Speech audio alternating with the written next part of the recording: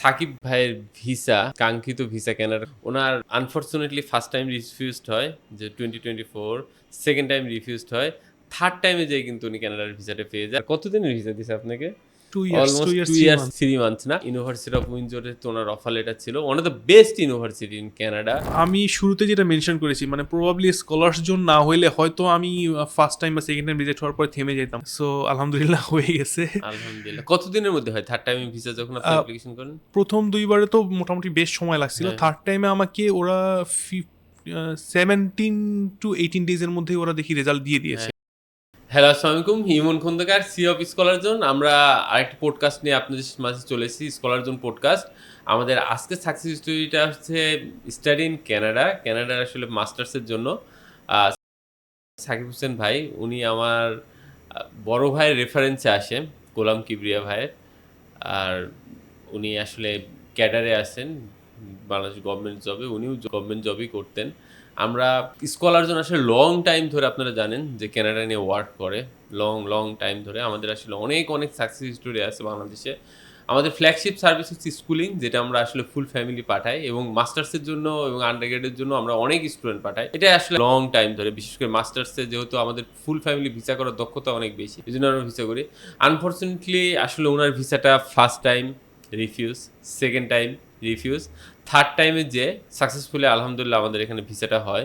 এবং থার্ড টাইমে আসলে উনি মোটিভেশন হারাই ফেলে, বাট আমাদের অফিস থেকে তাকে মোটিভেট করা হয়, যেহেতু এখন ভিসা রেশিও অনেক ভালো অন্য যে কোনো সময়ের থেকে। মাঝখানে আপনারা জানেন যে অলমোস্ট 1 ইয়ার প্লাস 1.5 ইয়ার্স কানাডার ভিসা রেশিও একটু অন্য যে কোনো টাইমের থেকে একটু লো ছিল, বাট নাও টাইমে কিন্তু কানাডার ভিসা রেশিও অনেক ভালো। আমাদের এখানে এখন visa ratio almost 90% and above 95% কাছাকাছি ভিসা হচ্ছে, যদি আপনাদের ডকুমেন্টস মোটামুটি ঠিকঠাক থাকে। মাস্টার্সের জন্য আমরা কিছু ক্ষেত্রে রিকমেন্ড করি টিউশন ফিটা আগে জমা দেওয়া যায় কিনা, তারপরে সেভিংস অ্যাকাউন্টে লিভিংয়ের টাকাটা দেখানো যায় কিনা, আইএলসের যে স্কোরটা লাগবে, আমি সবসময় একটা কথা বলি, ওটা 0.5 যেন এক্সট্রা থাকে, প্লাস আপনি যে সাবজেক্টে যাচ্ছেন আপনি কোর্স কারিকুলামের সাথে সাবজেক্টে যেন ঠিক থাকে, ডিরেক্ট ইউনিভার্সিটিতে যেন যান, বিশেষ করে পাবলিক ইউনিভার্সিটিগুলোতে। যেমন উনি যাচ্ছে ইউনিভার্সিটি অফ উইন্ডসরে আপনারা জানেন বাংলাদেশ থেকে একটা good amount of student university of উইন্ডসরে মাস্টার্স করতে যায় প্রতি বছর, এবং ওখানে বাঙালি কমিউনিটিটাও অনেক স্ট্রং।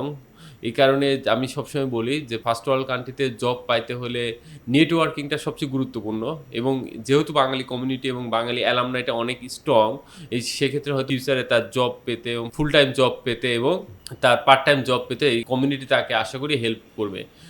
আমরা এখন সাকিব হোসেন ভাইয়ের কাছে চলে যাচ্ছি, তার স্টোরিটা জানবো। হ্যালো সাকিব ভাই, কেমন আছেন? হ্যালো, আসসালামু আলাইকুম ভাইয়া। জি আলহামদুলিল্লাহ ভাইয়া, ভালো আছেন তো? আলহামদুলিল্লাহ ভাই। সাকিব ভাই, আপনার ইন্ট্রোডাকশন পার্টটা আমরা জানতে চাবো যে বাংলাদেশে আপনার স্কুল, কলেজ, ইউনিভার্সিটি কোথায় ছিল, আপনি গ্রামের বাসা কোথায়, এখান থেকে আপনি পরবর্তীতে কোথায় জব করছেন, কোন সাবজেক্টে পড়ালেখা করছেন, যদি একটু বিস্তারিত সব বলতেন আপনার জি ব্যাকগ্রাউন্ড। আমার জন্ম মাদারীপুরে। So okay. আমার স্কুল এবং কলেজ পুরোটাই মাদারীপুরে। আমি মাদারীপুরে ছোট্ট একটা গ্রামে একটা স্কুল, কালীনগর ফাঁসিয়াতলা হাই স্কুল, ওইখান থেকে আমি এসএসসি পাস করি। এরপরে সরকারি নাজিমুদ্দিন কলেজ, যেটা বর্তমানে মাদারীপুর সরকারি কলেজ, সেখান থেকে আমি এইচএসসি করি। এরপরে ঢাকায় চলে আসি এবং ব্র্যাক ইউনিভার্সিটি থেকে আমি ইলেকট্রিক্যাল অ্যান্ড ইলেকট্রনিক ইঞ্জিনিয়ারিংয়ে বিএসসিটা কমপ্লিট করি। এরপরে আমি বেশ কয়েক জায়গায় জব করেছি, তার মধ্যে কাজী আইটি সেন্টারে ছিলাম। তারপরে আমার ঢাকা ওয়াসাতে হয়ে যায়, ঢাকা ওয়াসাতে জব করি। ঢাকা ওয়াসাতে আমি মোর দেন 7 ইয়ার্স ধরে 7 আছি, years plus. 7 years plus. So এরপরে চিন্তা করলাম যে আসলে মানে একটু বেটার ফিউচার বা বেটার এডুকেশন, যেটাই বাচ্চার জন্য হোক বা ফ্যামিলির জন্য হোক, সো চিন্তা করলাম যে আমি দেশের বাইরে চেষ্টা করি। যেহেতু ক্যানাডাতে আমার এক কাজিন থাকে, সো চিন্তা করলাম হোয়াই নট ক্যানাডাকে ফার্স্ট চয়েস রাখি এবং শুরু করি প্রসেস করা। কাজিন কোথায় থাকে? উনি থাকে টরন্টোতে। টরন্টোতে। জি। সো স্কলার জোনের সাথে আসি 2024 থেকেই। Long time. লং টাইম, যেহেতু ভাইয়া বলছে যে হ্যাঁ। আমার তো ফার্স্ট দুইবার রিজেক্ট হয়েছে এবং হ্যাঁ। থার্ড টাইমে আসলে আমি করতে চাচ্ছিলাম না। সো স্কলার জোন থেকে স্পেশালি মানে তানজিন আপুকে অনেক থ্যাঙ্কস, যে তানজিন আপু বারবার বলতেছিল যে ভাইয়া প্লিজ করেন, আরেকবার করেন, এখন ভিসা রেশিও ভালো হচ্ছে, সো আপনি আরেকবার করেন। সো আলহামদুলিল্লাহ হয়ে গেছে। আলহামদুলিল্লাহ। কতদিনের মধ্যে হয় থার্ড টাইম ভিসা যখন আপনি অ্যাপ্লিকেশন করেন? প্রথম দুইবারে তো মোটামুটি বেশ সময় লাগছিল। হ্যাঁ। থার্ড টাইমে আমাকে ওরা 17 to 18 ডেজের মধ্যে ওরা দেখি রেজাল্ট দিয়ে দিয়েছে। আপনি মেডিকেল করার কয়দিন পরে দিছে? ওরা হচ্ছে, আমার তো মেডিকেল আগে একবার করা ছিল, সো থার্ড টাইমে গিয়ে ওরা আবার মেডিকেল রিকোয়েস্ট দেয়। মেডিকেল রিকোয়েস্ট দেওয়ার 1 উইক পরে ওরা রেজাল্ট, মানে মেডিকেল করার যে করেছি তার 1 উইকের মধ্যেই মাস্টার্সের ভিসা অ্যাজ পার ডিফল্ট অনুযায়ী ওরা মেডিকেলের উইথিন দ্য 2 উইকস এর মধ্যে সাধারণত ভিসা দিয়ে দেয়। আমরা 1 উইকের মধ্যে আপনার ভিসা হয়ে গেছে। এই জার্নিটা আপনার একটু লং জার্নি ছিল আসলে, যেটা বলতেছিলেন 2024 এ একটু ভিসা চ্যালেঞ্জ ছিল বাংলাদেশ থেকে, 2025 এও ভিসা চ্যালেঞ্জ ছিল, বাট 6 এ এসে আমরা দেখতেছি 2026 এ কানাডার ভিসা রেশিও অনেক অনেক ভালো, স্পেশালি ফর মাস্টার্স স্টুডেন্টের জন্য। যদি একটু রুলস রেগুলেশন গাইডেন্স থাকে ভিসা হয়। স্কলার জোন সম্পর্কে কিভাবে জানলেন? স্কলারজন সম্পর্কে জেনেছি আমার বড় ভাই গোলাম কিবরিয়া ভাই। আমি ভাইয়ের সাথে শেয়ার করতেছিলাম যে ভাইয়া এইভাবে একটু বাইরে যাওয়ার প্ল্যান করতেছি, ভাইয়া নিজেও বাইরে যাওয়ার প্ল্যান করতেছিল। সো তখন ভাইয়া বললো যে এরকম যে সিজার ভাইয়ের কথা বললো। আমি ভাই আপনাকে সিজার ভাইয়া নামেই চিনি আর কি। সো মানে সিজার ভাইয়া খুব ভালো, এরকম ওরা খুব ভালোভাবে ইয়ে করতেছে, স্পেশালি ভেরি হেল্পফুল ভাই যেটা বলছে, এবং খুব ফ্রেন্ডলি। সো আমি তখন ভাইয়ার কথা শুনেই এখানে আসছি আর কি, ভাইয়ার রেফারেন্সেই আসছিলাম। সো এসে দেখলাম যে আসলেই তারা হচ্ছে যে পরামর্শ, যে সাজেশন দিচ্ছে এবং পয়েন্ট টু পয়েন্ট প্রত্যেকটা স্টেপ বাই স্টেপ হেল্প করতেছে। মানে এই জিনিসটা আমার কাছে খুবই ভালো লাগছে। হ্যাঁ, প্রথম 2 বার আমার রিজেক্ট হয়েছে, বাট তারপরও তাদের যে চেষ্টার কোনো কমতি ছিল না, এই জিনিসটা কিন্তু আমি ফিল করেছি মানে এভরি টাইম। এই জন্য আপনি এতদিন ধরে ধৈর্য ধরে লেগেছে। হ্যাঁ এক্স্যাক্টলি, হয়তো মানে অন্য কোনো ইয়া হলে হয়তো মানে ছেড়েই দিতাম, বাট মানে অ্যাকচুয়ালি যে মানে স্পেশালি কলি আপু এবং তানজিন আপু আমাকে যেভাবে মোটিভেট করছে, বলছে ভাইয়া দেখেন আরেকবার দেখি, প্রথম 1-2 বার হয়তো প্রবলেম হইতেই পারে, ভাই এখন ভিসার এসে একটু খারাপ যাচ্ছে। সো এই মোটিভেশনটা আসলে অনেক কাজের ছিল। আসলে কিছু জিনিস আমি সবসময় বলি যে ভিসা আলটিমেটলি আসলে কোনো প্রতিষ্ঠানের হাতে থাকে না, ইউনিভার্সিটির হাতে থাকে না, স্টুডেন্ট যে তার নিজের হাতে থাকে না। কারণ ভিসা একটা কোয়ালিটিটিভ ডিসিশন, এটা দেয় হচ্ছে ভিসা অফিসার। আর টাইমিংটাও অনেক গুরুত্বপূর্ণ। যেমন কানাডার ক্ষেত্রে 2024, 2025 এই দুটো আসলে চ্যালেঞ্জিং ইয়ার গেছে, বিশেষ করে কানাডার ভিসার ক্ষেত্রে। ভিসা হয়েছে, একদমই হয় নাই তা না, বাট র্যান্ডমলি অনেক ভালো ফাইলও রিফিউজড হয়েছে, এটা আমরা মার্কেটে সবাই জানি। বাট 2026 যখন কানাডা একটু ভালো হয়েছে, স্কলার জন্য দেখা যাচ্ছে অনেক ভালো ভিসা করতেছে। এখন দেখা যাচ্ছে ভিসা রেশিওটা অনেক অনেক ভালো। এটা আসলে আমাদের জন্য চ্যালেঞ্জিং থাকে। আমরাও আসলে অনেক এই জায়গাটায় যদি আমার বিজনেস লাইফের চ্যালেঞ্জ বলেন যে এটা আমরা অনেক ভালো ডকুমেন্ট সাবমিট করি, অনেক ভালো কাজ করি, কিন্তু আলটিমেট রেজাল্ট কখনোই কোনো প্রতিষ্ঠানের হাতে থাকে না। বিশেষ করে যারা ট্রুলি ওয়ার্ক করে, স্কলার জোন 16 ইয়ার্স ধরে একটানা কাজ করে যাচ্ছে, অলমোস্ট 90 to 95% আমাদের ভিসা রেশিও। আমরা বেশ কয়েকটা destination, Canada, UK, USA, Australia, New Zealand নিয়ে আমরা কাজ করি। বিশেষ করে নিউজিল্যান্ড এবং কানাডাতে আমাদের এখানে ভিসা সাকসেস রেশিও খুবই খুবই ভালো। আমাদের স্কুলিংয়ে আমরা হচ্ছে একটা ফ্ল্যাগশিপ সার্ভিস আছে, যেটা বাংলাদেশের মধ্যে আমরা নাম্বার 1 বলতে পারি। Most of the student, Bangladeshi student, schooling student আমাদের এখান থেকে যায়। হায়ার স্টাডিতে আমরা প্রিমিয়াম একটা সার্ভিস দিয়ে থাকি স্কলার জোন থেকে। স্কলার জোন আমাদের নিজস্ব আইএলস একাডেমি আছে, আমাদের এখানে আইএলস সেন্টার আছে, নিজস্ব আইএলস সেন্টার। এখান থেকে রেজিস্ট্রেশন করে স্টুডেন্টের পরীক্ষা দেয় এবং এখান থেকে আমরা রেডি করে আমাদের স্টুডেন্টকে। স্কলার জোনে 2টা প্রতিষ্ঠান আছে, একটা ধানমন্ডিতে, একটা গুলশানে, প্রিমিয়াম লোকেশনে। আমাদের সবচেয়ে বড় স্ট্রেংথ স্কলার জোন হচ্ছে 50+ বাংলাদেশে একমাত্র কনসালটেন্সি ফার্ম যাদের এতগুলা টিম মেম্বার আছে, স্পেশালাইজ টিম মেম্বার, যারা the largest education consultancy for office in বাংলাদেশে আপনি বলতে পারেন। আমি একটু জানতে চাই যে আপনি কানাডাকে কেন চয়েস করলেন? আপনি তো কাজিন আছে, উই আন্ডারস্ট্যান্ড, বাট আপনি তো একটু রিসার্চ করছেন যে ইউকে, ইউএসএ, অস্ট্রেলিয়া, নিউজিল্যান্ড রেখে why Canada? North American degree is best country for Canada, but আপনি কেন কানাডাকে চুজ করলেন? কানাডা চুজ করার পিছনে আমার বেশ কয়েকটা রিজন ছিল। ফার্স্ট অফ অল, কানাডার সোশ্যাল যে সিকিউরিটি সেটা অনেক বেশি আদার্স কান্ট্রিগুলো। হ্যাঁ, সেফটি সিকিউরিটি বা সোশ্যাল সিকিউরিটি যেটাই বলি না কেন। তারপরে হচ্ছে মানে অস্ট্রেলিয়া অনেক এক্সপেন্সিভ, সে তুলনায় কানাডা একটু কম এক্সপেন্সিভ। আর অনেক কম এক্সপেন্সিভ কম্পেয়ার টু অস্ট্রেলিয়া। হ্যাঁ, এখানে যেমন স্টুডেন্টদের জন্য এডুকেশনটা ফ্রি। অস্ট্রেলিয়া তো free, but not for all, মানে স্পেশালি পিআর যারা পার্মানেন্ট রেসিডেন্ট তাদের জন্য অস্ট্রেলিয়াতে এডুকেশনটা, স্পাউস ওপেন ওয়ার্ক পারমিট পাবে, চাইল্ড এডুকেশন ফ্রি, গভর্নমেন্ট স্কুলগুলোতে। সো এই সব দিকে মিলে আমার কাছে মনে হয়েছে যে Canada 24 hours part time job করতে পারবেন, ভ্যাকেশনে ফুল টাইম জব করতে পারবেন, স্পাউস ফুল টাইম জব করতে জব পারবে। করতে পারবে, হ্যাঁ। আর অস্ট্রেলিয়াতে একটা বড় রেস্ট্রিকশন আছে কি এজ রেস্ট্রিকশন, ওকে, যে হচ্ছে যেহেতু 32 ইয়ার্স বা 35 ইয়ার্স এর পরে আসলে ওরা পিয়ারটা গ্র্যাজুয়েট অনেক ভিসা, চ্যালেঞ্জিং হয়ে হ্যাঁ যায়। পিআরটা অনেক চ্যালেঞ্জিং হয়ে যায়, কয়েকটা ভিসা ক্যাটাগরি বন্ধ নিউজিল্যান্ডে হয়ে যায়। এখনো দেখা যাচ্ছে প্রভিন্সিয়াল নমিনি প্রোগ্রামে পিয়ারটা এখনো কানাডাতে তুলনামূলক অনেক ইজি। অনেক ইজি, হ্যাঁ। সো সবকিছু মিলায়, ক্যালকুলেশন সবকিছু মিলায় আমি আসলে কানাডাকে চুজ করেছি আসলে। কানাডা ডেফিনেটলি বেস্ট ডেস্টিনেশন, বিশেষ করে বাংলাদেশের কমিউনিটি অনেক স্ট্রং কমিউনিটি, অনেক বড় কমিউনিটি আছে, অনেক স্টুডেন্টরা পড়ালেখা করে, specially quality of education is very very good, very very good, হ্যাঁ। স্পেশালি ইউনিভার্সিটি অফ উইন্ডসরে আমি যখন এটা আমার অফার লেটার আসলো, আমি স্টাডি করলাম এবং দেখলাম। সো আমার ইউনিভার্সিটির যে রেফারেন্স যে প্রফেসর ছিল, যার আন্ডারে আমি থিসিস করেছি, তার সাথে কথা বললাম।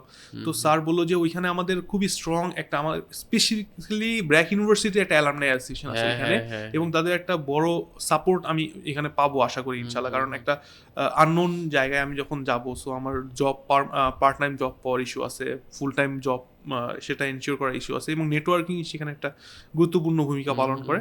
সো যেহেতু অলরেডি সেখানে বাঙালি কমিউনিটিটা স্ট্রং, এবং আমার ইউনিভার্সিটি অ্যালামনাই কমিউনিটিটাও সেখানে স্ট্রং, সো আমি মানে এই কারণে আমার কাছে স্পেসিফিক্যালি উইন্ডসরটাকে চুজ করার এটা একটা বড় কারণ। বাংলাদেশে কোন সাবজেক্টে পড়ালেখা করছেন ভাই?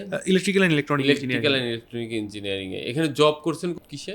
আমি প্রথমে ছিলাম কাজী আইটি সেন্টারে, এরপরে ঢাকা ওয়াসায় আছি 7 ইয়ার্স প্লাস। এখানে কি আপনার জব রেসপন্সিবিলিটি কি ছিল? আমার জব রেসপন্সিবিলিটি ছিল হচ্ছে এখানে যে পাবলিক ডিপ টিউবওয়েলগুলো আছে, প্লাস হচ্ছে গিয়ে যে আমাদের যে ওয়াটার যে নেটওয়ার্ক আছে, এই ওয়াটার নেটওয়ার্কে কিছু অ্যাসেটস আছে যেগুলো হচ্ছে ইলেকট্রোমেকানিক্যাল অ্যাসেটস, এবং পাম্পে আমাদের যে পাম্প আছে যেটা হচ্ছে সাবমার্সিবল পাম্প, তারপরে হচ্ছে গিয়ে সাবস্টেশন। সো এই ইলেকট্রিক্যাল এবং ইলেকট্রোমেকানিক্যাল যে ইকুইপমেন্টসগুলো আছে, এটার মেনটেনেন্সটা হচ্ছে অপারেশনাল মেনটেনেন্সটাই ছিল আমার main responsibility. So as a manager হিসাবে আমার আন্ডারে যে ডেপুটি ম্যানেজার ছিল, teams of deputy managers, so আমার কাজ ছিল তাদেরকে সুপারভাইজ করা এবং রেগুলার রিপোর্টিং থেকে শুরু করে অ্যাক্টিভ মেনটেনেন্স, প্যাসিভ মেনটেনেন্স যেগুলো আছে এগুলোকে সুপারভাইজ করা, এটাই ছিল আমার কাজ। ওকে, দ্যাট ইজ গ্রেট। আপনি কানাডাতে ইউনিভার্সিটি অফ উইন্ডসর কোন সাবজেক্টে পড়ালেখা করতে যাচ্ছেন? Electrical and computer engineering. এই সাবজেক্টে মাস্টার্স করতেছেন কেন? মানে আপনার কেন মনে হলো এই সাবজেক্টে আপনার জন্য? পরবর্তীতে অনেক তো স্পেসিফিক অনেক সাবজেক্টে মাস্টার্স করে, ডেটা সায়েন্সে মাস্টার্স করে, অথবা অন্য কোনো সাবজেক্টে চলে যায়। আপনি কেন এই সাবজেক্টে স্টিক থাকলেন? বিকজ আমার যেহেতু 7 ইয়ার্স ধরে আমি একটা ইন্ডাস্ট্রি যেখানে আমি ইলেকট্রোমেকানিক্যাল ডিভাইস নিয়ে কাজ করেছি, সো আমার কাছে মনে হয়েছে আমি একটা নতুন বা অন্য কোনো ডেটা সায়েন্স বা আদার্স ইয়াতে শিফট হওয়ার চাইতে, যেটা আমি আসলে জানি এবং যেটার সাথে আমি ইউজ টু, সো ওই দিকে আমি ক্যারিয়ার পাথটাকে চুজ করার জন্য আমি আসলে স্পেসিফিক্যালি এই মাস্টার্সটাই চুজ করেছি। যেহেতু আমি হচ্ছে মানে আমারও আসলে ইলেকট্রোমেকানিক্যাল বিভিন্ন সিস্টেম নিয়ে কাজ করতে আমিও কমফোর্টেবল ফিল করি। ওকে, দ্যাটস গ্রেট। স্কলার জোনের সার্ভিস কেমন লাগছে? স্কলার জোনের সাথে আপনার জার্নিটা কেমন ছিল? আমি শুরুতে যেটা মেনশন করেছি, মানে প্রবাবলি স্কলার জোন না হইলে হয়তো আমি ফার্স্ট টাইম বা সেকেন্ড টাইম রিজেক্ট হওয়ার পরে থেমে যেতাম, বাট অনেস্টলি মানে স্কলার জোন থেকে যেভাবে মোটিভেট করা বা যেভাবে বারবার মানে বিশেষ করে মানে স্কলার জোনের যে মেইন অ্যাসেট সেটা হচ্ছে কাউন্সিলররা, এবং এত হেল্পফুল তারা, যেটা আসলে মানে ভাষায় প্রকাশ করা যাবে না, যে তাদের প্রত্যেকটা স্টেপ বাই স্টেপ তারা যেভাবে, যে ভাইয়া এইভাবে না এইভাবে করেন, ভাই এটা করলে মনে হয় ভালো হবে, এবং এইটার কারণেই আমি এতদিন পর্যন্ত রিজেকশন হওয়ার পরেও আমি যে মোটিভেশন ধরে রাখতে পারছি, এইটার পিছনে স্কলার জন্য একটা বড় ভূমিকা আছে। আপনাকে অনেক অনেক ধন্যবাদ যে আপনি স্কলার জনের প্রতি টাস্কটা কন্টিনিউ করে গেছেন, আর আপনার টাস্কটা ছিল স্কলার জনের প্রতি, যে স্কলার জন চেষ্টাটা করছে তার সর্বোচ্চটুক দিয়ে আপনার জন্য। জি, এবং মানে অনেস্টলি স্পিকিং, যে আমার সেকেন্ড টাইম রিজেকশন হওয়ার পরে মনে হচ্ছিল যে একটু দূরে সরে যাচ্ছি, বা আমার মোটিভেশন একটু মানে ল্যাক করছিল, কিন্তু অনেস্টলি স্পিকিং যে স্কলার জনের কাউন্সিলররা বারবার তখন আমার সাথে নক করেছে, কমিউনিকেট করেছে যে ভাই আরেকবার করে দেখেন, বা হচ্ছে গিয়ে আমি তখন ফুলি প্রিপেয়ার ছিলাম যে নিউজিল্যান্ডের জন্য তখন ইয়ে করবো। নিউজিল্যান্ড আমার সেকেন্ড চয়েস ছিল, সো কাউন্সিলরদের সাথে ওইটাও ইয়ে করতেছিলাম। সো তারা বললো যে ভাইয়া ঠিক আছে নিউজিল্যান্ডের জন্য করেন, প্যারালালি কানাডার জন্য আরেকবার করেন। আমি আবার বলতেছিলাম নিউজিল্যান্ডের অফার লেটার আসছে সোফার, রাইট? হ্যাঁ হ্যাঁ, কোন ইউনিভার্সিটি থেকে আসছে? ওইখানে আসছে যে Auckland university of technology, AUT থেকে। ইন দ্য মিন টাইম তো আপনার কানাডার ভিসা চলে আসবে। হ্যাঁ আলহামদুলিল্লাহ। আপনার ফ্লাইট কবে? আমার অগাস্টের 3 তারিখে। অগাস্টের 3 তারিখে রাত্রে টিকিট করে ফেলছেন? জি। থ্যাংক ইউ সো মাচ আজকে পডকাস্টে আসার জন্য এবং আপনার জার্নিটা এবং ড্রিমটা শেয়ার করার জন্য স্টুডেন্টের সাথে। বা আমরা সবসময় বলি স্কলার জন চেষ্টা করে লং টাইম ধরে স্টুডেন্টকে অনেস্ট অ্যান্ড ট্রু সার্ভিস দেওয়ার জন্য। আমি একটা জিনিস জানতে চাই, আপনি যে এসওপি লিখছেন, ডকুমেন্টস, ফাইন্যান্সিয়াল ডকুমেন্টস রেডি করছেন, এইগুলাতে আপনাকে কে সাপোর্ট করছে? কিভাবে আপনি এটা করছেন? এসওপি রেডি করা এটা একটা লং স্টোরি আসলে। হ্যাঁ, একটু বলবেন লং please? স্টোরি কারণ কি, মানে আমি যখন ফার্স্ট টাইম আমি যখন এসওপিটা করি তখন আমি একটা ড্রাফট রেডি করেছিলাম প্রত্যেকটা পয়েন্ট দিয়ে। পরে তানজিন আপুর সাথে শেয়ার করলাম। পরে তানজিন আপু এটাকে হচ্ছে অনেক পলিশ করেছে, অনেক কিছু চেঞ্জ করেছে, বিভিন্ন কিছু করেছে। সো এটা আমাকে ইউনিভার্সিটির স্ট্রেংথগুলো বা তারপরে আমার সাবজেক্ট স্ট্রেংথ এবং আমার কোন ক্যারিয়ার পাথে যাওয়া উচিত। সো ফার্স্ট টাইম রিজেকশনের পরে তারপরে আপু বললো যে এসওপিটা একটু আপডেট করা দরকার। সো তখন আপুর সাথে কথা বলে পরে আপু বললো যে না ঠিক আছে, বাংলাদেশের সাথে টাইসগুলো কোথায় আছে, আপনি কেন বাংলাদেশে ফেরত আসবেন, এই জিনিসটাকে আর একটু স্পেসিফাই করার জন্য। তখন তানজিনাপুর হেল্প নিয়ে আমি ওই জিনিসটা করার, মানে যে আমার ফ্যামিলি টাইসগুলোকে শো করা এবং আমার জবের যে এনওসিটা নিয়ে আসা, বা আমি যে জবের বা আমার বাংলাদেশে মানে প্রসপেক্টগুলো কী আছে যে আমি তারপরে ফেরত এসে কী ওটাকে ফোকাস করা। এবং থার্ড টাইম এই জিনিসগুলোকে আরও কিছু পয়েন্ট আউট তানজিন আপু হেল্প করেছে আমাকে পলিশ করার জন্য। এবং ফাইনাল পলিশিংটা কিন্তু আপুই করে দিয়েছে, যে হচ্ছে গাইডেন্স থেকে শুরু করে আমি একটা করেছি, তারপর আপু আবার ওটাকে আবার রিভিউ করে আরও বেশি পলিশিং ইমপ্রুভ করার পরে ফাইনাল রেডি করা। এবং আমি এসওপি যে কতবার চেঞ্জ করেছি, কতবার যে মানে বারবার আপুর সাথে কনসাল্ট করে যে আপু এইভাবে না, আপু আবার বলছে না আচ্ছা এটা দিলে আরও ভালো হবে। এইটার বিষয়টা মানে যে পরিমাণ হেল্পটা আমি পেয়েছি স্কলার জোন থেকে, মানে আই ডোন্ট নো, মানে অন্য কোনো যারা এজেন্সি তো অনেকগুলাই আছে, বাট কেউ এই পরিমাণ হেল্প করবে বলে আমার মনে হয় না। এসওপিও একটা ছোট্ট একটা জার্নি ছিল তাহলে বলা যায়। হ্যাঁ হ্যাঁ। But what about the financial documents and other supporting documents, source of fund and other regular income documents গুলা প্রেজেন্টেবল করাতে, ডকুমেন্টস, র ডকুমেন্টস নিয়ে এইগুলাতে আপনাকে কে হেল্প করছেন, আপনি নিজে নিজে আমি করছেন? তো আসলে শুরুতেই এসেছিলাম 2024-এ। সো তখন আমার মানে অলরেডি তখন আমার ওয়াইফের নামে কিছু এফডিআর ছিল, আমার নামে বা আমার বাবা, দুজনে তো আমার স্পন্সর, ওয়াইফ আমার বাবা। সো তাদের নামে ওরকম কিছু ছিল না। সো তখন স্কলার জোন থেকে আপু আমাকে ডিরেকশন দিয়েছে যে ভাই এইভাবে জিনিসটাকে স্ট্রাকচার করেন। সো আমি আবার তখন রিস্ট্রাকচার করেছি।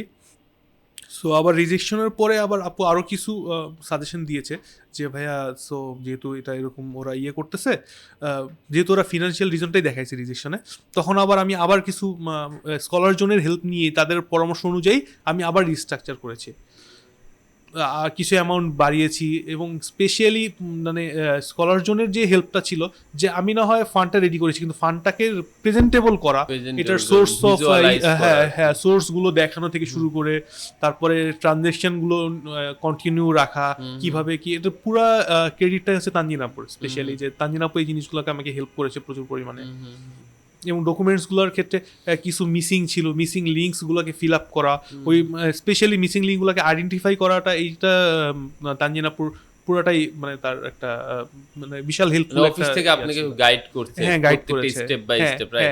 তার মানে আপনি কি SOP, financial documents, bank transaction, source of fund, everything, তারপরে আপনার অ্যাসেট ভ্যালুয়েশন থেকে শুরু করে সবকিছু আপনাকে অফিসে থেকে সাপোর্ট নিয়েছে, অফিসে আপনাকে সাপোর্ট দিয়েছে। তার মানে আপনার জার্নিটা স্কলার জোনের সাথে মোটামুটি একটু চ্যালেঞ্জিং ছিল, যেহেতু 2024-5-এ আমরা চ্যালেঞ্জ ফেস করছি, বা 6-এ এসে দেখা গেছে অটোমেটিক আপনার স্কলার জোন আসলে লং এক্সটেন্ডেড ফ্যামিলি আমরা বলতে পারি। উই হ্যাভিং আমাদের ক্লায়েন্টেলটা huge, government job, university teacher, banker, multinational company, each and every sector থেকে দেখেছি স্কলার জোনের ক্লায়েন্ট এখন ধরেন বিভিন্ন দেশে আছে, কানাডা, ইউকে, ইউএসএ, অস্ট্রেলিয়া। বিশেষ করে কানাডাতে আমাদের নাম্বার অফ স্টুডেন্ট সবচেয়ে বেশি বাংলাদেশ থেকে, huge amount of student Bangladesh থেকে প্রতি বছর স্কলার জন্য হাত ধরে কানাডাতে যাচ্ছে। উই আর অলসো হ্যাপি যে আমরা এই সাপোর্ট এবং সার্ভিসটা দিতে পারতেছি, স্টুডেন্টদের ট্রু সার্ভিস যেটা আমরা স্টুডেন্টে যাওয়ার ক্ষেত্রে এই জন্যই বলি, স্কলার জোন যেভাবে আপনাদেরকে গাইড করে একটু ফলো করেন। ফলো করলে যেটা হবে, হয়তো কিছু কিছু টাইমে চ্যালেঞ্জ ফেস হয়, but at the end of the day success হয়। একটু ধৈর্য ধরে টিকে থাকতে হবে। বাইরে যাওয়ার বিষয়গুলো আসলে আমি সবসময় বলি, রিজিকের মালিক আল্লাহ, রিজিক যখন লেখা হয়ে যাবে ইনশাল্লাহ চলে যাবেন। কিন্তু স্কলার জন চেষ্টা করে জেনুইন এবং ট্রু এবং অথেন্টিক সার্ভিসটা দেওয়ার জন্য। আপনার যে কোনো ইনফরমেশন জানার জন্য এখন কানাডার ভিসা রেশিও অন্য যে কোনো টাইমের থেকে অনেক অনেক ভালো। যেটা করতে হবে, ব্যাংকিং ট্রানজ্যাকশনগুলো প্রপারভাবে করতে হবে, জেনুইন ডকুমেন্ট সাবমিট করতে হবে, আইএলসি স্কোরটা 0.5 এক্সট্রা রাখতে হবে, এবং মাস্টার্সের ভিসা রেশিও সবচেয়ে বেশি যেহেতু tuition fee compare to any others destination compare to ক্যানাডাতে তুলনামূলক বেটার, এবং ইউনিভার্সিটিতে সাবজেক্টগুলো সিমিলার রেখে যদি আপনারা অ্যাপ্লিকেশন করতে পারেন। এখন ভিসা হচ্ছে, আপনারা আসুন স্কলার জন্য একবারের জন্য হলেও ভিজিট করুন। ভিজিট করার পরে then you can take the decision. Thank you so much. দেখা হবে স্কলার জন্য।